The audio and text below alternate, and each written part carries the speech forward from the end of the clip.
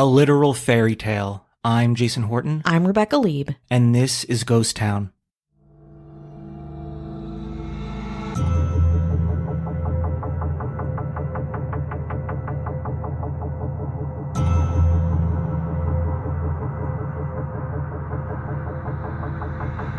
Tomorrow is St. Patrick's Day, and like I've mentioned before, maybe not totally my jam of an American holiday, but there is such a wealth of history around Ireland that, I'm warming up to it. I mean, maybe a couple more green jello shots. Who knows what'll happen? But today, we're going to talk about an interesting case, something that I've been thinking about for a while, something that's very appropriate to where we are right now, a tale that includes fairies, feminism, fraud, and of course, murder, and more fairies. Today we're talking about the death of Bridget Cleary, the Irish fairy wife.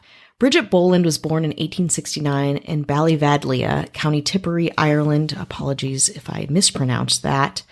At 18, Bridget was working as a dressmaker's apprentice and met a cooper named Michael Cleary, 9 years her senior. In August 1887, the two were married.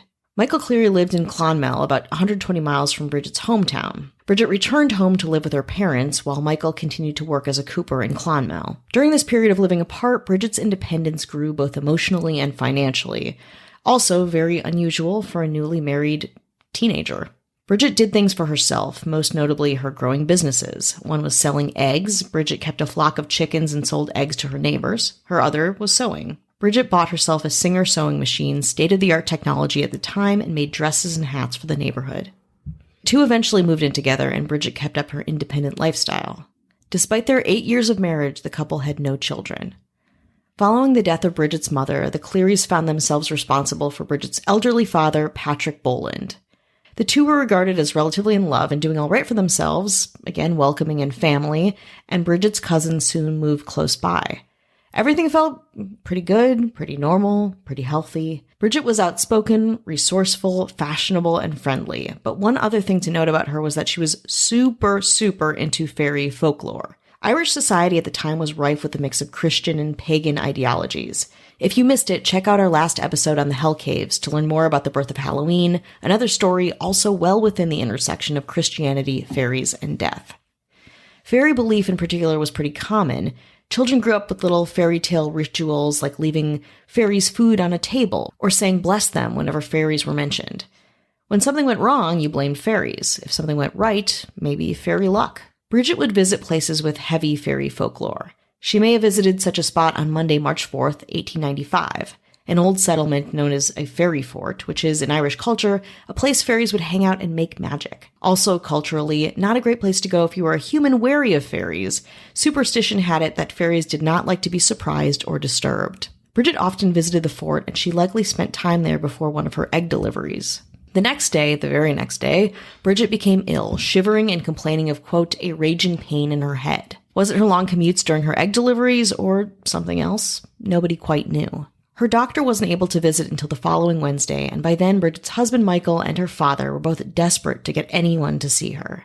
The doctor eventually came and diagnosed Bridget with a, quote, nervous excitement and slight bronchitis. But Michael was convinced it wasn't that at all. In his own words, Michael thought Bridget had gotten, quote, too fine, and that she was, quote, 2 inches taller than before.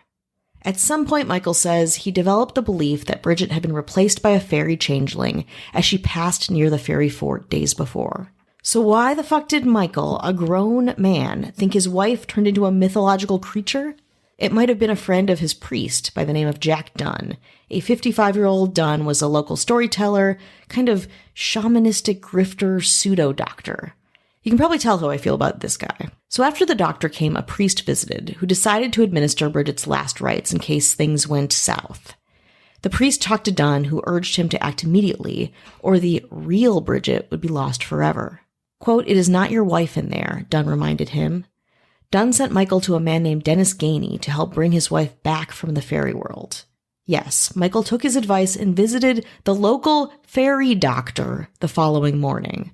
Michael came back with a mixture of herbs that he boiled in milk and forced Bridget to drink it, while Dunn and 3 male cousins pinned her down in the bed. Relatives outside the house heard someone, likely Michael, shouting, "Take it, you witch, or I'll kill you." The men threw urine at her and shook her, yelling, quote, "Away with you, come home, Bridget Boland, in the name of God." It was chaos. Michael would ask his wife to answer her name 3 times. Are you Bridget Boland, wife of Michael Cleary, in the name of God? The men then brought her to the fireplace and held her over the grate. Fire was known to drive away fairies, while they repeated the questioning. Many other friends and family who came to check on poor Bridget witnessed some of this ordeal, but everyone was too scared to do anything about it.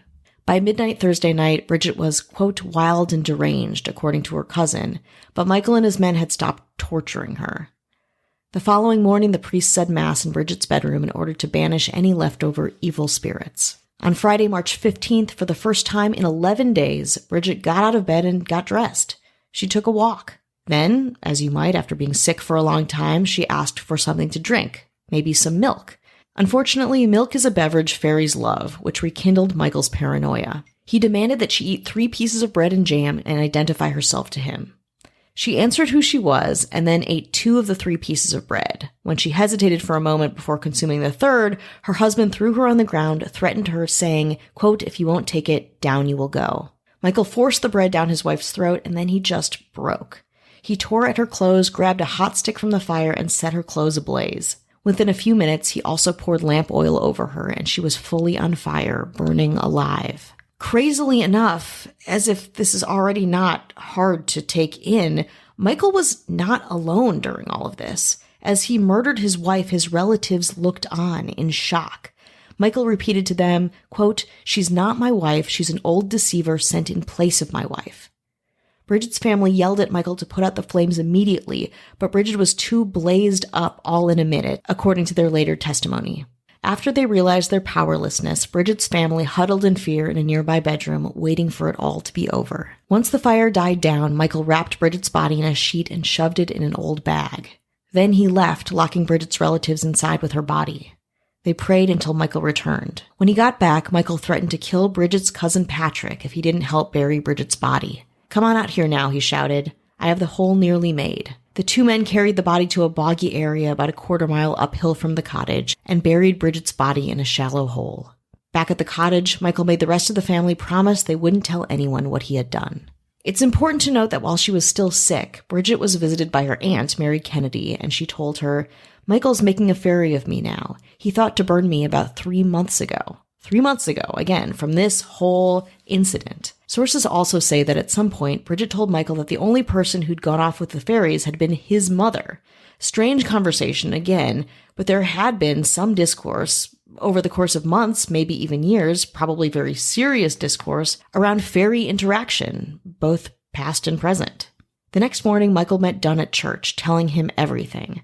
Dunn went to the church minister to try to figure out if he could convince Michael to rebury Bridget in a Christian way. The church minister, like the only sane guy in this whole story, immediately reported their conversation to a police sergeant. On that note, let's take a break. Angie's List is now Angie, your home for everything home. And as any homeowner knows, caring for the place where you live can take, well, a lot of care. Luckily, Angie doesn't have just 20 plus years of home service experience. They've combined it with new tools to simplify how we tackle home care. Just bring them to your project online or with the Angie app. Answer a few questions and Angie will handle the rest from start to finish. Or let you compare quotes from local pros and professionals and connect instantly, which means you can cross things off your to-do list in just a few taps. And when you book and pay through Angie, you will get their happiness guarantee, covering your project up to the full purchase price. So whether it's routine maintenance or a dream remodel, Angie makes it easy to get the job done. Let's start the year and your next project off right. Download the Angie mobile app today or visit Angie.com. That is ANGI.com.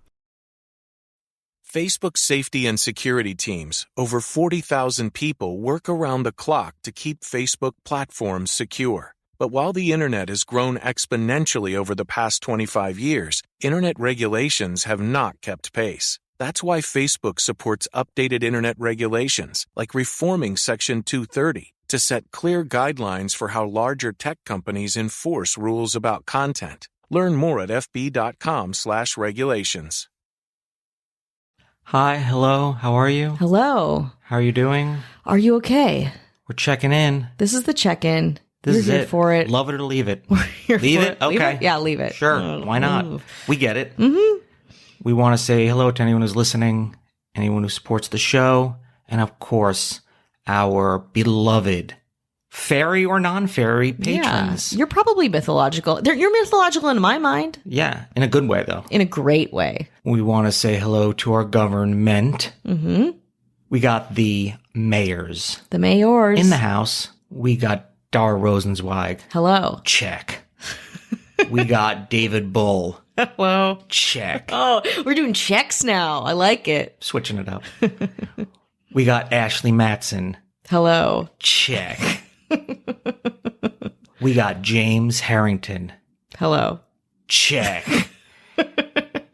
And the new kid on the block. Oh. What up? New law enforcement in a good way. Kat Joselle.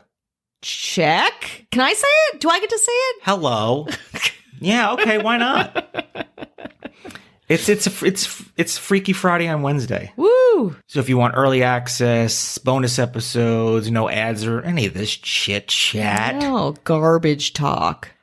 go to patreon.com/ghosttownpod. Well, before I came here, I went and visited the Lincoln Heights jail, not far from where we are right now. Mm-mm. And what's significant about this jail is it is very abandoned, very haunted. Wow.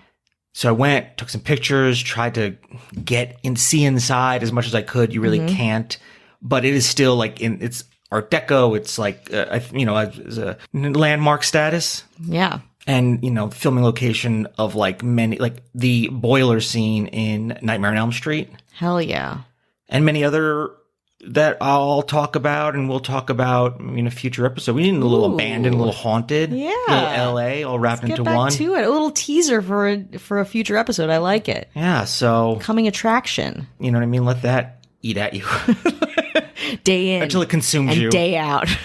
It was I'll tell you, it's very I expected it, if it was going to look the way it was going to look, because, the pictures, you don't know what changes. It was very quiet. Like, I expected there to be there'd be some bikes that rode by, but it was just like extremely, I was like, why are there not more people here just like hanging out, I guess? I think sometimes you expect that in LA, people are just using it as a place to hang out. I don't know, but no, it was just super quiet. Ooh, so that's also, again, we've talked a little bit about this, how you maybe are a little bit sensitive to energy, even saying that I feel like a white woman, but like, I don't know. Did you feel weird there? Did you have like a strange or just quiet? It was very quiet, and I found myself like kind of turning around, looking over my shoulder a lot, maybe expecting there to be people or something like that. I found myself doing that a lot, and listen, who knows? It was probably something maybe I was just kind of manifesting in my mind, but. Yeah, the energy there is weird, and it's like a nice day out too. It's not like it's gloomy or anything. It's a beautiful day. Low 70s. That's right. Couldn't ask for better weather, and it's still just such a Goliath of a place. It's kind of like looking down at you. So okay, I'm gonna visit. I gotta go visit. Future episode, and I'll throw some pics and vids up on Ghost Town Pod or the Jason Horton on Instagram or wherever. Maybe to have it eat at you some more. Let it consume you. Please. Till there's nothing left. There's nothing left. We'll save a little bit of that nothing left for the rest of this episode because we're going to get back to Ireland. For the next few days, the police searched for Bridget Cleary and questioned friends and family, including her husband, Michael. His statement gave police concern, and rightfully so. He said he hoped his, quote, real wife would come back. He said that for 3 nights he waited at the nearby ferry fort, the one that she used to hang out at, where he believed Bridget would appear, galloping in on a white horse. He said he would only have to cut the ropes that bound her to the animal, and she would be his forever. On Wednesday, March 20th, the Royal Irish Constables issued arrest warrants for 9 people from Bridget's circle, including Michael, Dunn, Bridget's cousins, father, even Dennis Gainey, the fairy doctor. All brought in on charges of wounding. 2 days later, police found Bridget's body. The trial was very high profile and very hands-on, for lack of a better term. Here's an example. As part of the trial, the jury was actually led out to the storage building where Bridget's body was being held for burial and given the opportunity to see the condition of the body and to personally verify that the body was actually hers. What the jury saw was grotesque and shocking. the remains of a woman burned alive, and the horrible suffering Bridget probably endured prior to her death was not lost on these people. On July 5th, 1895, after a 2-day trial, Michael was found guilty of manslaughter and imprisoned, along with Jack Dunn and 4 of Bridget's other cousins, including Patrick Kennedy. The judge, surprisingly, ruled out a verdict of murder, explaining that they all had acted out of a genuine belief that Bridget Cleary was a fucking fairy. Michael was released in 1910 and promptly left Ireland for Montreal. Dunn served a 3-year prison sentence before returning to the area, where he kept working as a laborer. Not long after he killed his wife, Michael reportedly said, quote, "God knows I would never do it but for Jack Dunn. It was he who told me my wife was a fairy." So, okay, the larger question is, what made Michael Cleary kill his own wife? This is the discourse around this. There's not a lot of mystery to the events, but the motives, perhaps less clear. So our options are: 1, he really thought she was a fairy. 2, an undiagnosed psychosis. Although nobody in this gruesome story was ever psychiatrically assessed, I found a 2006 article from the Irish Journal of Medical Science that suggests that Michael may have been suffering from a psychotic state known as Capgras syndrome, which is the belief that a person has been replaced by an imposter. The authors suggest that Michael, quote, may have developed a brief psychotic episode as he struggled to deal with his wife's illness, sleep deprivation, and maybe even the recent death of his father, news of which had reached him in the middle of this whole ordeal. In Capgras syndrome, the sociocultural context of the sufferer determines the nature of the imposter, according to the article, which can be human, a ghost, or even a fairy changeling. 3, Michael hated his wife's independence, and the dynamics of Irish life were changing overall. It's important to note that Bridget Cleary was a modern woman. She was fashionable, independent. She was also childless, which left her a lot of freedom that Irish women at the time, due to motherhood, maybe couldn't have or didn't afford. That notion might have made her appear to her husband and to others as strange, foreign, and threatening. Also, at the time, Ireland was modernizing. There was this push and pull of new and old. Press coverage of the Cleary case occurred in an atmosphere of debate over the Irish people's ability to govern themselves, and rural Catholics were behind the curve, superstitious, conservative, and arcane. Or the last reason, he just wanted out of the marriage. For lots of reasons, some people think that Michael was having an affair or, again, fell out of love, wanted to be out of the situation that he was in. Maybe it was a combination of all of these factors. I think it could be a combination of all of those, possibly. A little bit of this, a little bit of that. It doesn't seem far from witch trials of a few hundred years previous to exorcisms. Absolutely. This reminds me of a lot of episodes that we've covered about exorcisms and the way that they're handled. Bridget Cleary's death is often described as the last witch burned in Ireland, even though it's not really about witchcraft per se. It seems like a lot of effort for him to kill her if he was just like, ugh, I'm done. A lot of work in theatrics, or maybe that's what it takes to do that, to take this germ of something that seems like he'd get away with it. It just seems like a lot of effort to do that when he maybe could have just poisoned her. Yeah, or just bailed on the whole. Couldn't he have just left? We wouldn't have many episodes if that was the case. If people just walked away from That's things. Very true. Unfortunately, yeah. Why don't people just go? Divorce. And I would say it's of the time, but it's not of the time. No, not at all. Because it happens all the time. For some reason, people have to stay with it to the end, but they make it the end. So they are, I guess, right until the end in their own minds. I don't know. Just completely insane. Today, in the modern town of Tipperary, Bridget Cleary's story is definitely not forgotten. A nursery rhyme of the area perpetuates this strange murder. A line of it says, "Are you a witch or are you a fairy or are you the wife of Michael Cleary?"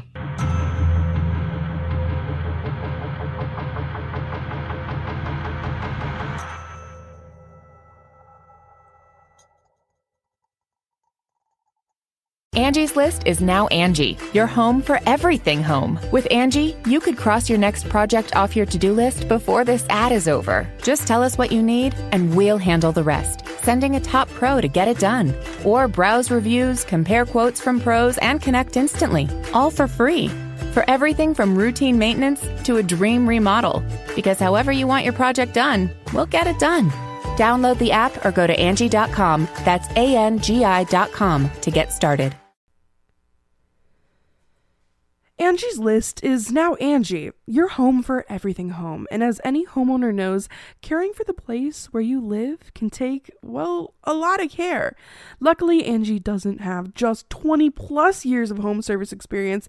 They've combined it with new tools to simplify how we tackle home care. Just bring them to your project online or with the Angie app.